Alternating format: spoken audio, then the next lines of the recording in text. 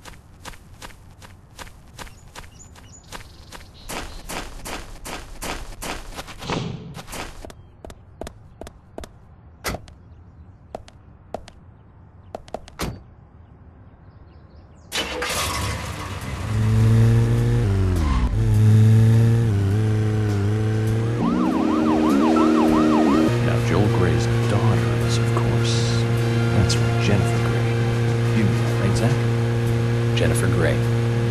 She's in one of my most favorite movies, Ferris Bueller's Day Off, 1986, directed by John Hughes. Oh, that one was so 80s. Zach, you're not the most cheerful guy I know, but you really do like those cheerful movies. We used to love those teenage movies back then, didn't we? Breakfast Club and Pretty in Pink, St. Elmo's Fire, Fast Times at Ridgemont High. That was in 1982, directed by Amy Hecker. Now that was an impressive film. You've got Sean Penn in the lead, with Jennifer Jason Leigh and Phoebe Cates, not to mention Nicolas Cage and Forrest Whitaker were in it too. And the original book and the script were written by Cameron Crowe. How could that not be a great film? You remember, Zach? When that movie ended, the last words, the end, was from an arcade game. That's right, it was from Missile Command. It stuck in my head for a while. The memories. I feel like I have a lot of movies to catch up on. Let's just hope we can get to the end of this case soon. Then maybe we can catch up on a few. Give some thought about what movie you want to see next, Zach. Okay, Zach. I've been thinking about what movie I'd like to watch next. And finally, I've made a decision. It's always hard to narrow it down just to one movie, but I put a lot of thought into this, and I'm sure you'll agree with me. 1975. Directed by Steven Spielberg himself. The grandfather of panic movies. Set in a small town in Massachusetts. That movie made me stay away from the beach for years. I was always afraid that a hand might come floating up. You know what I'm talking about, right? Yeah? It's Jaws. The underwater camera work, accompanied by that John Williams music. I'd never been that scared by a movie before. But the best thing about it is that it isn't just another panic movie. The mayor who won't close the beach even when there are so many victims. Chief Brody putting the citizens' lives above all else. The film gave a lot of time to the dispute and friction between them. It certainly had a lot of messages for a 2-hour film. That's probably another reason why it was such a record-breaking hit. One of my regrets in life is that I didn't see it at the movie theater. I guess I was still just a child back then.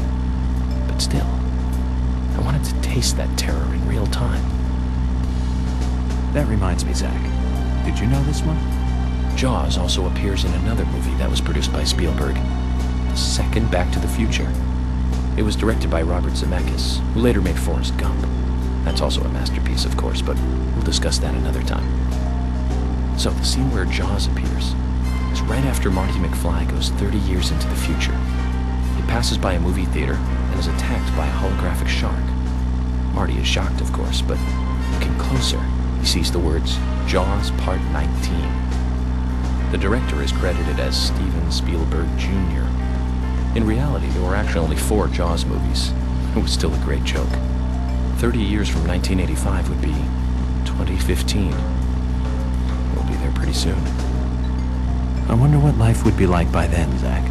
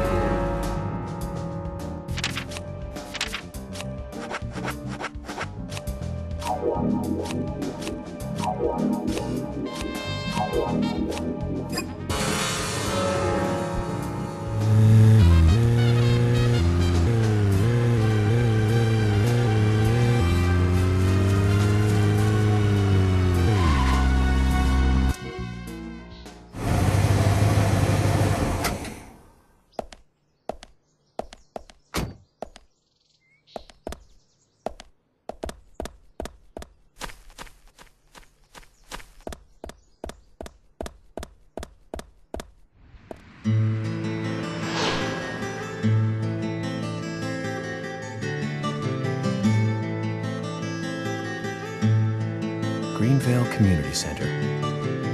Now that's an impressive building. Clock Tower is impressive too.